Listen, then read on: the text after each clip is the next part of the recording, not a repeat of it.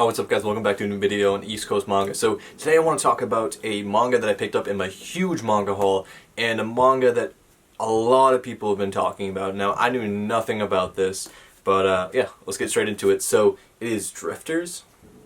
So this manga is done by the same mangaka who does Hellsing, and I want to say this was released in 2009, I think it was. So yeah, this was released in 2009.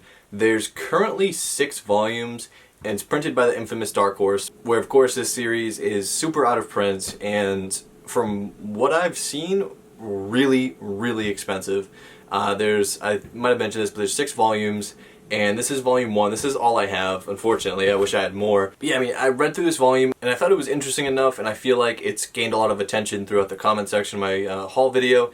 So I thought you guys might be interested in the first impression of this manga. Now, like I said, obviously I only have volume 1, so this is all I have read. I haven't read, like, 2-3 volumes, but there was definitely enough content in this to where I felt like I could get a pretty good impression on what the series is going for. So the story follows Toyo Hisha, who is a samurai in 1600 AD, or I believe it would be samurai. Basically, he's an amazing fighter, and without giving away too many spoilers, basically he starts off in this huge battle, and then kind of gets teleported to this weird hallway with this guy sitting at a desk. He ends up walking through a door, and now he's in this totally new world, which, I mean, terrain-wise is similar to Earth, but it has like elves and goblins and other people which are similar to him, who are called drifters. And basically what drifters are these like elite fighters from different periods in time. And throughout different stages of time, they've basically been teleported to this world, and there's a lot that goes on in this world. And although I did really like this volume, there was some pacing issues, I feel like, and usually when you talk about pacing issues throughout anime or manga, it's usually because they're slow, but this one actually I felt like was maybe a little too fast in terms of what they were throwing at you. Like, the first couple pages you're automatically in this kind of war zone, and then you start to understand what's going on, and things start to, I feel like the pace is good. And after the first major event in the village with the elves, once you get past that, then just things go crazy.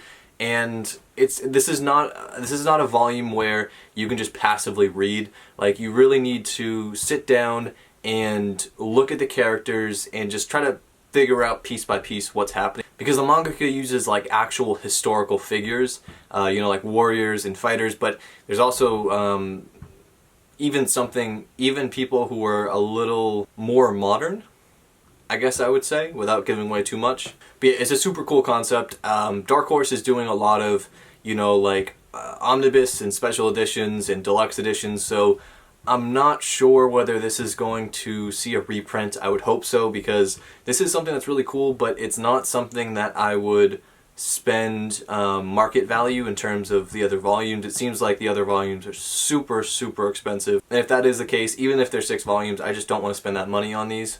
If you do see somewhere, like secondhand, where you're able to pick one of these volumes up, I completely recommend it, because I do think it's a really interesting concept. It's also, in my opinion, the artwork in it's pretty fantastic. I think if they were to reprint these, it definitely needs a larger physical volume. I think these volumes are actually too small for the artwork. Something in the realm of like a Vinland Saga size, I think, would do this manga a lot of justice. Even if that means compressing it into 3 volumes, I absolutely think that would be the way to go, to be able to have those bigger pages where you're able to see a lot more in detail, in the bigger images. But honestly, if you're a history buff, I think this is right up your alley. If you're not able to afford it physically, I recommend reading it online. I don't know where you can do that at, but I'm sure you can find some way to do it. And if they do ever reprint it, I'd recommend, obviously, going the legal way and buying reprints. I don't know if this is going to get reprinted.